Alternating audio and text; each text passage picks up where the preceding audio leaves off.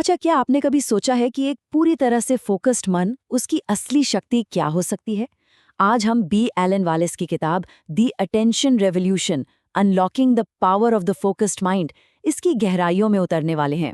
हम ये जानेंगे कि आखिर हम अपने ध्यान पर, अपनी अटेंशन पर महारत कैसे हासिल कर सकते हैं। देखिए, इस किताब की शुरुआत ही एक बहुत ही पावरफुल विचार से होती है। ध्यान क्रांति पर चलना मन के लिए एक छिपे हुए मैनुअल को उजागर करने जैसा है। जरा सोचिए इस बात को, हमारे अपने दिमाग के लिए एक इंस्ट्रक्शन मैनुअल। ये कितनी कमाल की बात है ना? तो इस सफर में हम ये देखने वाले हैं कि कैसे बी एलन वॉलेस सदियों पुराने बौद्ध ज्ञान को आज की दुनिया से जोड़ते हैं। वो हमें शमत का रास्ता दिखाते हैं। ये आप कह सकते हैं एक तरह का ध्यान है जो मन को शांत और पूरी तरह केंद्रित करता है। हम 10 स्टेप्स के जरिए इस यात्रा पर चलेंगे जो हमें एक भटके हुए ध्यान से लेकर एक अविश्वसनीय एकाग्रता तक ले जाएगी। तो ये सिर्फ एक समरी नहीं है, बल्कि एक प्रैक्टिकल गाइड है। तो चलिए सीधे इन 10 स्टेप्स में गोता लगाते हैं। लेकिन रुकिए, पहले ये समझते हैं कि ये शमट है क्या और ये इतना खास क्यों है। आप सोचकर देखिए, जब हम एक साथ 10 काम करने की कोशिश करते हैं तो क्या होता है? हमारा दिमाग एकदम बिखर जाता है ना? शमट ठीक इसका उल्टा है। ये हमें सिखाता है कि कैसे अपने ध्यान को एक ही जगह पर टिका कर रखें। और इसका फायदा, इससे सिर्फ हमारा मन ही शांत नहीं होता, बल्कि हम अपने विचारों और अपनी भावनाओं को भी एक बिल्कुल नए नजरिए से देखने लगते हैं। तो जैसे जैसे हम आगे बढ़ेंगे ना, ये सोचने की कोशिश कीजिएगा कि ये बातें आपके अपने जीवन से कैसे जुड़ती हैं। कौन सी रुकावटें आपको अपनी सी लगती हैं, कहाँ आपको थोड़ी सफलता मिली है और कहाँ अभी भी चैलेंज महसूस होता है। आप चाहें तो इन विचारों को कहीं लिख भी सकते हैं। ये आपके अपनी पर्सनल ध्यान डायरी की तरह काम करेगा। देखिए, किसी भी बड़ी इमारत की तरह एक मजबूत ध्यान के अभ्यास की भी एक ठोस नींव होनी चाहिए। तो इस सेक्शन में हम पहले 3 सबसे ज़रूरी कदमों के बारे में जानेंगे जो इस पूरी यात्रा का आधार बनने वाले हैं।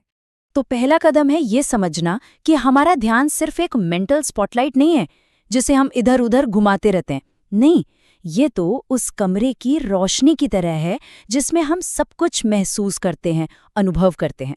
और आज की दुनिया में जहां हर तरफ से जानकारी की बौछार हो रही है, ये रोशनी अक्सर टिमटिमाती रहती है, जिससे हम बिखरा हुआ और तनाव में महसूस करते हैं। तो अपने ध्यान को साधना कोई हॉबी नहीं है, बल्कि ये एक बहुत ज़रूरी स्किल है जो हमारे दिमाग को शांत और फ्लेक्सिबल बनाता है। दूसरा कदम हमारे शरीर से शुरू होता है। वॉलेस कहते हैं कि एक स्थिर मन के लिए एक स्थिर शरीर जरूरी है। आप चाहे जमीन पर बैठे या कुर्सी पर, बस अपनी रीढ़ की हड्डी को सीधा रखें और कंधों को बिल्कुल ढीला छोड़ दें। फिर आती है हमारी सांस। ये हमारी सबसे अच्छी दोस्त है जो हमेशा हमारे साथ होती है।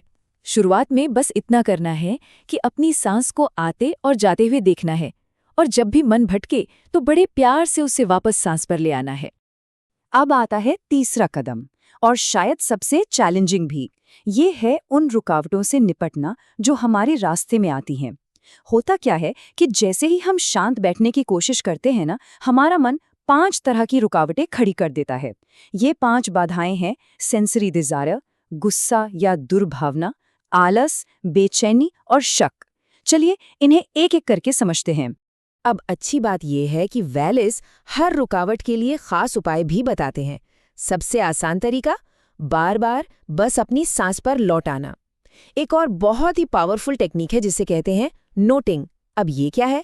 जब भी मन भटके तो खुद को डांटने की बजाय हम बस धीरे से उस भटकाव को एक नाम दे देते हैं, जैसे कि सोचना या बेचैनी, और फिर उसे जाने देते हैं। ये खुद के प्रति, जानते हैं, एक तरह से दयालु होने का एक बहुत ही सुंदर तरीका है। तो जब हम इन शुरुआती रुकावटों को पार कर लेते हैं, तब जाकर अभ्यास का एक नया और भी गहरा लेवल खुलता है। अब हम बुनियादी स्थिरता से आगे बढ़कर मन की और भी सूक्ष्म और आनंदमयी अवस्थाओं की खोज करने वाले हैं। जैसे ही हमारा मन शांत होने लगता है ना, एक बहुत ही अद्भुत अनुभव होता है। वॉलेस इसे पीथी और सुख कहते हैं। पीथी एक तरह की भीतरी खुशी या एक उत्साह है। ऐसा लगता है जैसे अंदर कोई एनर्जी का झरना फूट पड़ा हो। और सुख वो एक गहरी शांति और सुकून का एहसास है। इन पॉजिटिव भावनाओं को पहचानना और उनमें रहना हमारे ध्यान को और भी गहरा बनाता है। 5वें स्टेप में एक तरह का लचीलापन, एक फ्लेक्सिबिलिटी महसूस होती है। ऐसा लगता है जैसे शरीर और मन की सारी गांठें धीरे धीरे खुल रही हैं। फिजिकल टेंशन कम हो जाता है और जो जिद्दी विचार होते हैं वो नरम पड़ जाते हैं। वॉलेस इसे ऊर्जा चैनलों का खुलना कहते हैं, जिससे शरीर में एक हल्कापन और मन में एक सहजता का अनुभव होता है। अब ध्यान इतना गहरा हो जाता है कि ये एक बिना टिमटिमाती हुई लौ की तरह एकदम स्थिर हो जाता है। ध्यान करने वाले और ध्यान की वस्तु के बीच का जो फासला होता है ना, वो जैसे मिट सा जाता है। इस अवस्था में समय धीमा लगने लगता है और मैं का भाव फीका पड़ जाता है और उसकी जगह एक बहुत ही क्लियर और वाइब्रेंट अवेयरनेस ले लेती है। इसे बनाए रखने के लिए अभ्यास के समय को धीरे धीरे बढ़ाने की सलाह दी जाती है। तो अब तक हमने मन को स्थिर करना और आनंद का अनुभव करना सीख लिया है। अब हम इस यात्रा के सबसे एडवांस्ड स्टेजेस में एंटर कर रहे हैं, जहां ध्यान कोशिश से निकलकर सहजता की ओर बढ़ता है और हमारे जीवन का एक हिस्सा बन जाता है। 7वां कदम है प्रयासहीनता। यहाँ तक पहुँचने के बाद ध्यान लगाने के लिए जो हल्का सा एफर्ट भी करना पड़ता था, उसे भी छोड़ दिया जाता है। अब ध्यान बिना किसी जोर जबरदस्ती के नेचुरली टिका रहता है। इस अवस्था को हम स्पष्टता, जागरूकता और एक गहरी शांति से पहचान सकते हैं। और इसका असर रोजमर्रा की जिंदगी में दिखता है, जैसे बातचीत में पूरी तरह से प्रेजेंट रहना। देखिए, हर लंबी यात्रा में एक ऐसा समय आता है जब लगता है कि प्रोग्रेस रुक गई है। वॉलेस इसे एक बिल्कुल नॉर्मल पड़ाव मानते हैं।